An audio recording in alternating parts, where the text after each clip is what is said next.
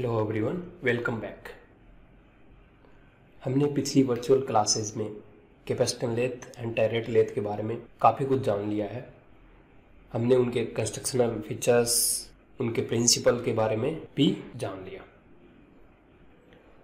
आज हम exam point of view से principal parts of capstan lathe and principal parts of turret lathe पढ़ने वाले हैं। तो चलिए शुरू करते हैं। The following are the principal parts of capacitance lathe and turret lathe. Bed. Bed is long box casting, and top of this casting is provided with guideways on which carriage and turret saddle are mounted. And the top of this bed should be precisely super finished so the accurate motion of carriage and saddle can be achieved. Bed should be designed to ensure strength, rigidity, vibration damping capacity, permanency of alignment under heavy duty operations. Bed में strength, rigidity, vibration damping capacity और heavy duty operations में alignment को permanently ठीक रखने के लिए design किया जाना चाहिए। अब हम कैपेसिटेंस लेथ और टैरेट लेथ के बेड के लेफ्ट साइड से कंपोनेंट्स की चर्चा करेंगे। तो उनमें सबसे पहला है head stock. Head stock is a large casting and this casting houses the work holding devices and driving arrangements. Driving arrangement mean power source and power transmission mechanism and the spindle. Sometimes the head stock may be equipped with bar feeding mechanism or it may be attached to the machine separately. Head stock may be of following type: step cone pulley driven head stock and all geared head stock. Step cone pulley driven head stock में जो power transmission होता है वो step cone pulley and we belt की सहायता से किया जाता है। चूंकि पुली में जो स्टेप्ड हैं वो लिमिटेड होते हैं, इसके द्वारा लिमिटेड स्पीड वेरिएशन प्राप्त किया जा सकता है। स्टेप कोन पुली ड्रिवन हेड स्टॉक सामान्य तौर पर स्मॉल कैपेसिटेंस लेथ में लगाया जाता है। ऑल गियर्ड हेड स्टॉक सभी बड़ी capstan lathe and turret lathe में लगाया जाता है। इसमें पावर ट्रांसमिशन गियर्स की सहायता से होता है और इससे हमें बहुत अधिक स्पीड रेंज मिलती है, जिसके द्वारा हम डिफरेंट टाइप ऑफ ऑपरेशंस के लिए डिफरेंट स्पीड्स प्राप्त कर सकते हैं। कैरीज, हेड स्टॉक और टैरेट के बीच में कैरीज लगा होता है। Capstan lathe and turret lathe में be equipped with reach over carriage and side hung type carriage. और हम कह सकते हैं कि कैरीज दो तरह के होते हैं: रिच ओवर कैरीज, जिसे कन्वेंशनल टाइप कैरीज भी कहा जाता है, और साइड हैंग कैरीज। हमने पिछली क्लासेज में इन दोनों कैरीज के बारे में जान लिया था। एक बार नज़र डालते हैं। यहाँ लेफ्ट साइड में रेम टाइप लेथ यानी कैपेसिटेंस लेथ और राइट साइड में सैडल लेथ यानी टैरेट लेथ दिखाई है। हमने देखा था कैपेसिटेंस लेथ में कैरीज लगा हुआ है, ये रिच ओवर कैरीज है यानी कन्वेंशनल टाइप का कैरीज है। ये कैरीज हमने सेंट्रल लेथ में पढ़ा है। क्योंकि सेंट्रल लेथ को सेमी ऑटोमेटिक और ऑटोमेटिक की तुलना में कन्वेंशनल लेथ कहा जाता है, इसलिए इस कैरीज को कन्वेंशनल टाइप कैरीज भी कहा जाता है। हम इसके स्ट्रक्चर को देखें तो हम पाएंगे this carriage rest on front ways and rear ways. Bed पर बने फ्रंट गाइडवेज और रियर गाइडवेज पर ये रिच ओवर कैरीज मूव करता है और इनके द्वारा सपोर्टेड होता है। इस कैरीज पर फ्रंट टूल पोस्ट, जिसे स्क्वायर टैरेट भी कहा जाता है, और रियर एंड पर रियर टूल पोस्ट लगा रहता है। ये टूल पोस्ट सामान्य तौर पर 4 स्टेशन होता है, वहीं rear tool post single station, 2 station और 4 स्टेशन हो सकता है। और इस टैरेट लेथ में लगे कैरीज की बात करें तो यहाँ ये साइड हैंग कैरीज दिखाया हुआ है। This carriage rest on top and bottom गाइडवेज in front of this bed. In this design of carriage, there is only one tool post, that is front tool post or square turret. As this structure hanging, that's why it is known as side hang type carriage. This type of carriage permits the workpiece of larger diameter without interfering the cross slide on the carriage. We have also studied that the saddle type or turret lathe may be equipped with reach over type carriage. Carriage saddle, cross slide and tool post को consist करता है।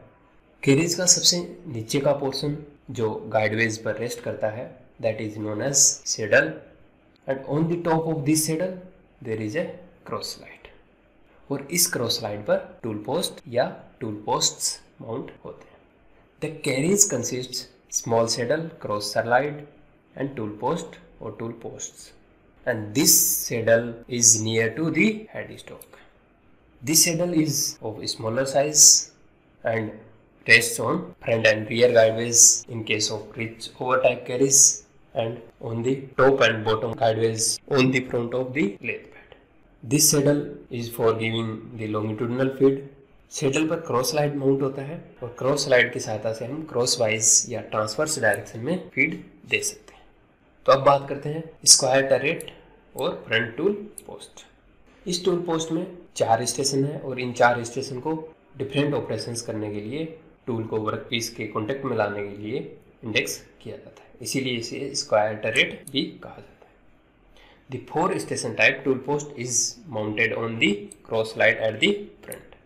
ये capstan lathe में भी होगा और turret में। Rear tool post, ये क्रॉस स्लाइड के रियर एंड पर लगा टूल पोस्ट होता है। सामान्य तौर पर ये 2 स्टेशन होता है, लेकिन ये 1 स्टेशन और 4 स्टेशन भी हो सकता है। यहाँ ध्यान देने योग्य बात यह है कि साइड हैंग कैरिज में रियर टूल पोस्ट नहीं होता है। हम पहले ही देख चुके हैं कि साइड हैंग टाइप कैरिज में सिर्फ फ्रंट टूल पोस्ट ही लगा सकते हैं, रियर टूल पोस्ट नहीं होता। Now turret saddle. Turret saddle bed के राइट साइड में गाइडवेज पर लगी स्ट्रक्चर है। This turret saddle bridges the gap between 2 बेडवेज, और इस टरेट सेडल का टॉप फेस एक्यूरेटली मशीन होता है ताकि अगर कैपेस्टन लेता है तो उसमें ऑक्सिलरी स्लाइड के लिए बियरिंग सरफेस प्रोवाइड कर पाएँ, और अगर टरेट है तो उसमें हेक्सागोनल टरेट के लिए बियरिंग सरफेस प्रोवाइड कर पाएँ।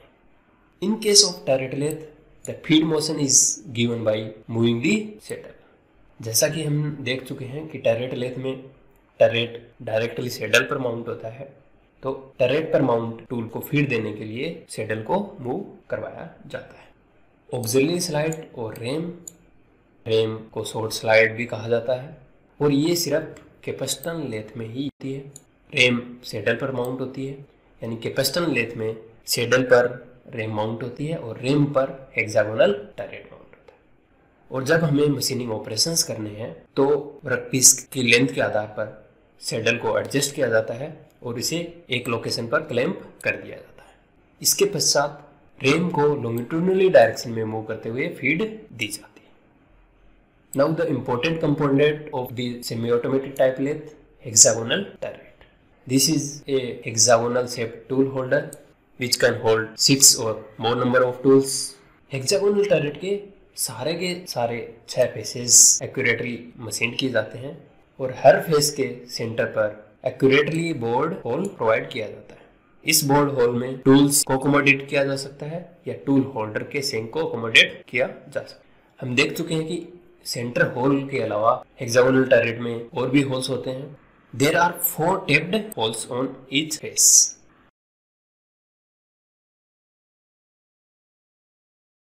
हमने देखा हेक्सागोनल टरेट के फेस पर एक सेंट्रली बोर्ड होल होता है और इस होल के अलावा 4 स्मॉल होल होते हैं जो टेपिंग के द्वारा बनाए जाते हैं।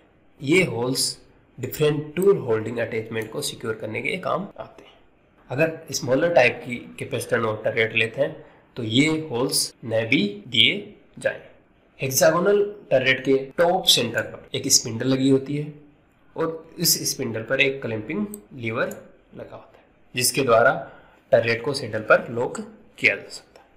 हेक्सागोनल टरेट, रेम अगर है तो या सेडल के अंदर टरेट इंडेक्सिंग मैकेनिज्म होता है। टरेट इंडेक्सिंग मैकेनिज्म क्या है, इसके बारे में हम आने वाली क्लासेस में पढ़ेंगे। इनके अलावा कैपेसिटर के केस में रेम और टरेट के केस में सेडल में 6 स्टॉप बार्स भी होती हैं। ये स्टॉप बार्स जिन्हें हम फीड स्टॉक बार्स भी कह चुके हैं, ये हमें रिपीटेटिव वर्कपीस बनाने हैं, तब टर्रेट के फेस पर लगे प्रत्येक टूल को प्री डिफाइंड मूवमेंट देने के लिए काम आते हैं। इस तरह हमने देखा कि कैपेसिटर लेथ के प्रिंसिपल कंपोनेंट्स हैं बेड, हेड स्टॉक, कैरीज और carry saddle, cross slide, front end rear tool post, turret saddle, rain और ऑक्सिलरी स्लाइड, हेक्सागोनल टर्रेट। वहीं टर्रेट लेथ के प्रिंसिपल कंपोनेंट्स हैं बेड, हेड स्टॉक, कैरीज में भी of conventional type और side hung type, carries saddle, cross slide. अगर turret में लगा कैरीज कन्वेंशनल टाइप है तो front tool post and rear tool post दोनों होंगे, और अगर साइड हैंग टाइप कैरीज है तो सिर्फ फ्रंट टूल पोस्ट होगा। फिर टर्रेट सेडल और टर्रेट सेडल पर लगी हेक्सागोनल टर्रेट। बेड के राइट साइड में गाइडवेज पर जो सेडल लगा होता है उसे हम टर्रेट सेडल कहते हैं, ताकि कैरीज में लगे सेडल और टर्रेट सेडल के बीच में डिफ्रेंशिएशन हो सके।